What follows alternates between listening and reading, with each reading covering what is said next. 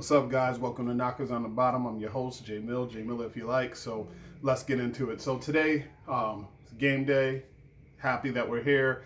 Cowboys versus Panthers. So we're going to take a look at the Panthers defense versus the Cowboys offense, as well as get into some predictions for the game and the outcome. It looks like that we will not see Trayvon Diggs today. He's actually been placed at IR, so a sign that the Cowboys are kind of trying to get some things in order for next year. So we won't see him today, and I suspect that over the next few weeks, we'll actually start to see this happen to more and more players as guys who have been playing through different things try to get some things cleaned up so that they can have a fresh, clean bill of health going directly into next season. But the Cowboys-Panthers matchup, it does look like the Cowboys are going to have some success here against Carolina's defense. I don't know if that'll ultimately lead to touchdowns or what have you, but they have a chance to actually run the ball very well here, and even in the passing game. I mean, this defense is toilet paper. Even though the offense for the Panthers has been playing a lot better since Bryce Young has come along, the defense for the Panthers has been pretty much bad all year long. So let's take a look. So as you see here, you got the Saints. They're coming out, and one of the interesting things the Saints do here is they line up with Alvin Kamara on the backfield. They got a fullback there. They got their 5-down linemen. They have a tight end close to the line of scrimmage. As we see here, Carolina at this moment matches it with 1, 2, 3, 4, 5 guys in the box. 6. He looks like he's running over to get lined up.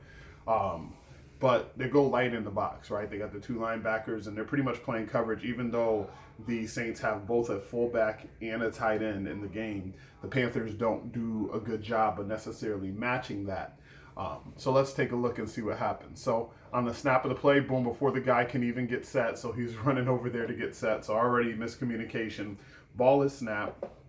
And you see here, the Saints already have a wall. The Panthers are out of position. This guy is now trying to get back into the play after, trying to hurry up and get lined up. You got these 2 guys here. They're blocked one-on-one. This guy sneaks out. He's going to try to get one on a linebacker here.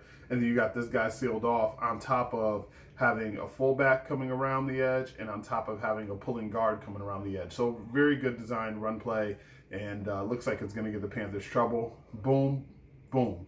So you see the guy here. He comes. He gets a hat on a hat. This guy gets a hat on a hat. This guy gets a hat on a hat. So you have this guy here because this guy's out of position. So who's going to make the tackle? Not him. Also, not him. As you can see, a lot of arm tackling. Not him. And finally, after, and Kamara's still dragging people. But as you can see, it took a little bit for the Carolina Panthers to get this guy down. A lot of arm tackling. We know how Rico Dowdle runs. If there's one thing that we can say about Rico Dowdle is that he is a powerful runner, but that was a quick run for 20 yards just based off of poor tackling, poor alignment. So it's kind of going to be some of the same things you see here, right? The Cowboys, boom, they come in, they're lined up with a fullback. They've got a tight end to this side. They got the receiver close to the line of scrimmage. They got their down lineman, Rico Dowdle, in the backfield. So a little bit different, but also a little bit the same. The only difference is the fullback is not really lined up directly behind the quarterback. He's already just offset a little bit, but, similar personnel. So in this particular play, at least the Bengals are actually lined up. But boom, as you see on the start, Rico Dowdle gets the ball, and he's got a wall. Boom, boom, boom. And this guy's caught up inside. This guy, even though he's not on not being necessarily blocked yet, he was already blocked, so he's way off balance. And Rico just has a huge hole here. Doesn't even have to make a decision, and he's just going. And honestly, if this last guy didn't get there to lay that hit Rico was going to score. So it's just very similar to what we just saw from the Panthers, right? Is that when there's a bad run defense, it tends to be a lot of times bad run fits, right, guys? As you saw with the Panthers not lining up correctly, at least in this scenario, the Bengals lined up correctly, but they had bad run fits in the running game, bad angles, and gave Rico Dowdle a lane to just, basically build up a head of steam and almost score a touchdown. So Now we'll see again. Panthers playing the Giants, right? We know the Giants' offense isn't the best offense, and they're lined up with a tight end over here, two tight ends over here, actually in a single back set. And Carolina again, 1, 2, 3, 4. So 4 down guys, 2 there, maybe. So at least this time they have 8 guys in the box, which kind of helps out a little bit better with numbers. But on the same token, you see they end up with bad run fits, right? So you got Tyrone Tracy here. He's in the backfield. He's ready to go. Boom. On the snap of the ball, right? Okay. So you got this guy here, which should be crashing down on this guy to get him off the move so that his linebacker could come and Phil.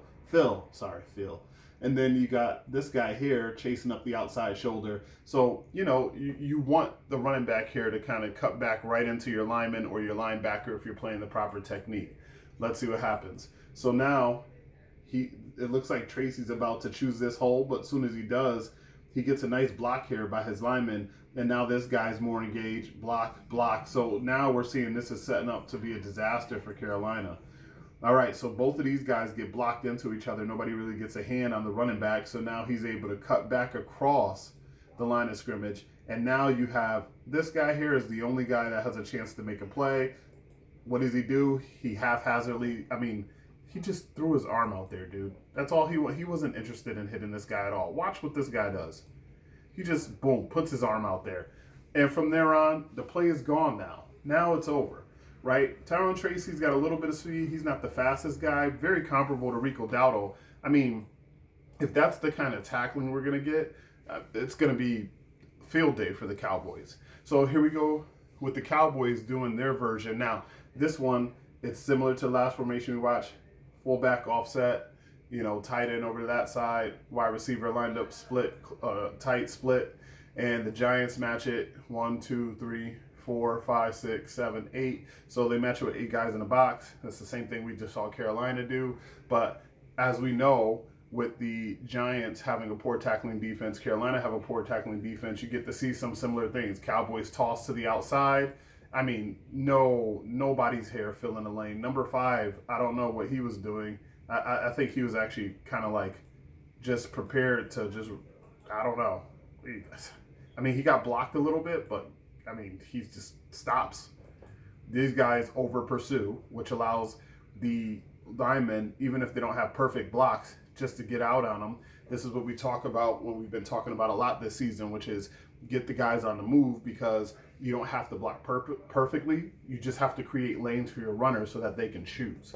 And that's exactly what happens here. Rico, boom, gets to and through the hole.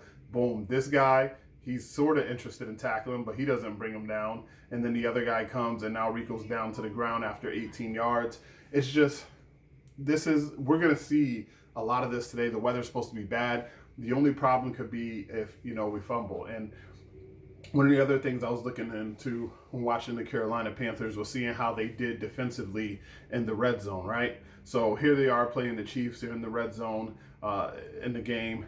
Chiefs come out with 2 wide receivers up here, or actually that's a tight end, and then wide receiver here, running back, and they put them in motion. So now it turns into a 3-by-1 set, right? So here we go. Pat Mahomes changing the play at the line of scrimmage. Carolina looks like they know what's going on, right?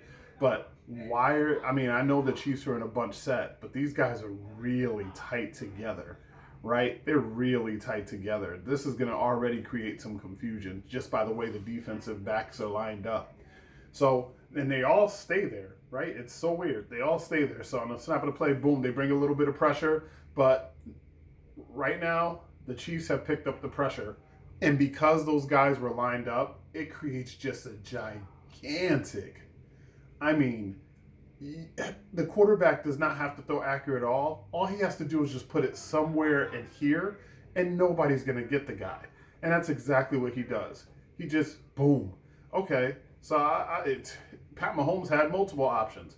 Because the gap created here by the blitz, he could have just, boom, simply to this guy right now. And that's a walk-in touchdown. This was actually the more difficult throw, but there's still nobody here as well. So he knows as long as he gets it into the middle of the end zone, it's going to be an easy throw and catch. And that's exactly what it was. Even Cooper Rush, can make that throw, right? So here we go again. Let's see how the Cowboys might plan to attack something like that. So we see here the Cowboys lined up in a 3-by-2, right? They got 5 wide receivers out in the route, and the Bengals match it. They look like they're coming with a whole bunch of people too, similar. So you can see already that just by the numbers game, it's going to be a lot of one-on-ones here, and there's going to be a lot of room to operate.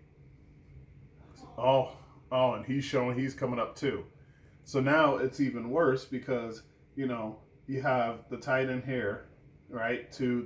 So it's definitely going to be one-on-one across the board. Let's see what happens. So the Bengals do come one-on-one across the board. CeeDee Lamb gives a great move, and Cooper Rush already sees this. The ball is already out because he knows this guy's watching this guy.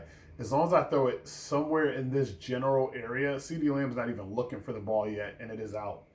He knows as long as I throw it somewhere in this general area, my guy's going to get it. And sure enough, CeeDee, boom, sees the ball, tracks the ball. Easy touchdown. Just like we got with the Carolina Panthers playing defense against the Kansas City Chiefs. So I say that to say that the Cowboys are going to have a lot of opportunities to score early and often, and they're going to have a lot of simple opportunities. They're going to be able to run the ball, and then when they get into the red zone, they're going to be able to run plays like this to be able to take advantage of that Panthers defense. So let's get to some predictions for the game. So I do expect Rico Dowdle to have his 3rd consecutive 100-yard rushing game. He might even top. Last week was his highest game ever, 18 carries and like 131 yards. I expect something similar, if not even more. I do also think Rico Dowdle will score today, if not multiple times. I do think that we will get quite a few possessions in the red zone, and if we do, the Cowboys will be able to put up some points just simply based on what we saw. You guys just saw what I saw on tape. I mean, there's no reason why the Cowboys shouldn't be able to put up points on this Carolina Panthers team. On the defensive side, I also do think Carolina is going to have some success just because, as we watched, earlier this week, Bryce Young is able to move, he's able to ad-lib and able to extend plays, which is going to cause some problems for the Cowboys defense. And with Trayvon Diggs being down now for the rest of the season, it's going to be looking at some of the other corners to cover up that spot, whether it's Amani Oruwariye, whether it's, number 24. Right now his name's escaping me, but number 24, really like him a lot.